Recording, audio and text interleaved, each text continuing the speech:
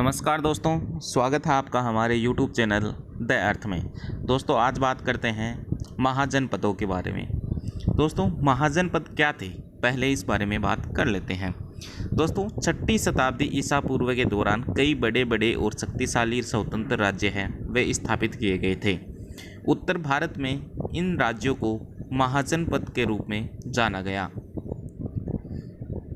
बौद्ध ग्रंथ अंगुत्तर निकाय में 16 महाजनपदों के बारे में जानकारी मिलती है, अर्थात 16 महाजनपदों की जानकारी का जो मुख्य स्रोत है वह है बौद्ध ग्रंथ है अंगुत्तर निकाय। अब बात करते हैं 16 महाजनपदों की कि 16 महाजनपद कौन कौन से थे और उनकी राजधानी कौन कौन सी थी। दोस्तों पहला महाजनपद है काशी। काशी की राजधानी बनारस या वाराणसी थी। दूसरा है कुरु जिसकी राजधानी इंद्रप्रस्थ। तीसरा है अंग जिसकी राजधानी चंपा। चौथा है मगध जिसकी राजधानी राजगृह। पांचवा है वज्जी जिसकी राजधानी थी मिथिला या विदेह। छठा महाजनपद है मल जिसकी राजधानी है कुशीनारा। सातवां चेदी जिसकी राजधानी है वह है। आठवां है वत्स जिसकी राजधानी है कौशाम्बी। नौवां है कौशल जिसकी राजधानी है अयोध्या। 10वां महाजनपद है पांचाल जिसकी राजधानी है अहिछत्रपुर। 11वां महाजनपद है मत्स्यन जिसकी राजधानी है विराटनगर। 12वां महाजनपद है सूरसेन जिसकी राजधानी है मथुरा। 13वां महाजनपद है अस्मक जिसकी राजधानी है पोटेली। 14वां है अवनति जिसकी राजधानी है उज्जैनी या महिष्मती। 15वां है गांधार महाजनपद जिसकी राजधानी है तक्षशिला। 16वां है कंबोज जिसकी राजधानी है राजपुर या हाटक। तो ये थे भारत के प्रमुख महाजनपद जिनकी संख्या है 16। बौद्ध ग्रंथों में इसका उल्लेख मिलता है। कौन से ग्रंथ में उल्लेख मिलता है? अंगुत्तर निकाय में इसका उल्लेख मिलता है, अर्थात 16 महाजनपदों का जो उल्लेख है वह बौद्ध ग्रंथ अंगुत्तर निकाय में मिलता है। इन सभी महाजनपदों में दो प्रकार के राज्य थे, राजतंत्रात्मक तथा गणतंत्रात्मक। दोस्तों दो तरह की शासन व्यवस्था या दो तरह के राज्य हैं वे यहाँ मिलते थे। बात करें कि राजतंत्रात्मक जो शासन था वह कौन कौन से महाजनपदों में था, तो राजतंत्रात्मक जो शासन व्यवस्था थी वह थी कौशल, वत्स, अवनति, मगध। इन राज्यों में राजतंत्रात्मक जो शासन व्यवस्था थी वह लागू थी। बाकी सभी जो महाजनपद है उनमें गणतंत्रात्मक जो शासन व्यवस्था थी वह लागू थी।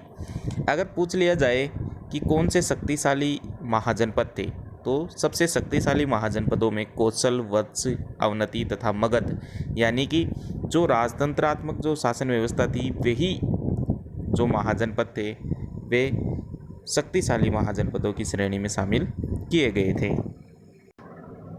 अब बात करते हैं दोस्तों राजस्थान के प्रमुख जनपदों की। दोस्तों वैदिक सभ्यता के विकास के क्रम में अगर देखें तो राजस्थान में भी अनेक जनपदों का उदय हुआ, जिनकी बात करते हैं। पहला है जांगल। दोस्तों जांगल जनपद वर्तमान नागौर के आसपास का क्षेत्र है और बीकानेर तथा जोधपुर जिले महाभारत काल में जांगल देश के नाम से जाने जाते थे। दोस्तों जांगल जनपद की राजधानी अहिछत्रपुर थी, यानी वर्तमान जो नागौर का जो क्षेत्र है वह इसकी राजधानी माना जाता था। बीकानेर का राजा जांगल देश का स्वामी होने के कारण स्वयं को जांगलदर बादशाह भी कहा करते थे। बीकानेर राज्य के राज्य चिन्ह को देखें तो उनके राज्य चिन्ह में जय जांगलदर बादशाह भी लिखा हुआ मिलता है। अब बात करते हैं मत्स्य जनपद की। दोस्तों मत्स्य जनपद राजस्थान के महत्वपूर्ण जनपदों में से हैं। वर्तमान जयपुर के आसपास का क्षेत्र मत्स्य महाजनपद के नाम से जाना जाता था। इसका विस्तार धीरे धीरे चंबल के पास की पहाड़ियों से लेकर सरस्वती नदी के क्षेत्र के तक फैलता गया। इसकी राजधानी विराटनगर थी, जिसे वर्तमान में बेराट के नाम से जाना जाता है। अगला जनपद है सूरसेन जनपद। दोस्तों, आधुनिक ब्रज का जो क्षेत्र है, यानी उत्तर प्रदेश के नज़दीक का जो क्षेत्र है, जहाँ से उत्तर प्रदेश की सीमा लगती है, उस क्षेत्र को ब्रज प्रदेश के नाम से जाना जाता है। ब्रज क्षेत्र में भी यह जनपद है वह स्थित माना जाता था। इसकी राजधानी मथुरा थी। प्राचीन यूनानी लेखक इस राज्य को सूरसेनोई तथा राजधानी मेथोरा कहा करते थे। महाभारत के अनुसार यहाँ यदु वंश का शासन था। भरतपुर, धौलपुर तथा करौली जिलों के अधिकांश भाग सूरसेन जनपद के अंतर्गत शामिल है। अब बात करते हैं सिवी जनपद की। दोस्तों, सिवी जनपद की राजधानी शिवपुर थी तथा बाद में चित्तौड़ के पास स्थित नगरी को इस जनपद की राजधानी बना दिया गया। दोस्तों, अगर आपको हमारा वीडियो पसंद आए तो अधिक से अधिक लाइक तथा शेयर तथा सब्सक्राइब जरूर कीजिए। धन्यवाद। जय हिंद, जय भारत।